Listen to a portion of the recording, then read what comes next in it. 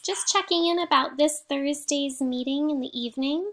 I wanted to let you know quickly how we're going to access Blackboard Collaborate. Even though I've showed this to you in the past, I wanted to give you a quick refresher just in case you needed help accessing.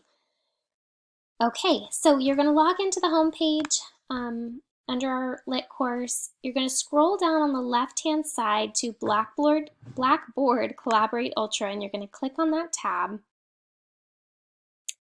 And then it should take just 1 second to load. If it's not loading and you just get this screen where you forever get this purple loading sign, you probably need to go to your preferences on either Chrome or Internet Explorer or whatever you're using. I would suggest using Chrome because Blackboard works best with Chrome. And then you have to disable third-party cookies. I've already done that, so they're not blocking. But make sure that your cookies aren't blocking, I'm sorry, your preferences on your web browser aren't blocking Blackboard from opening. And then you're not going to go into our typical course room. You're going to go into Thursday 5-6 meeting from 7:15 to 8.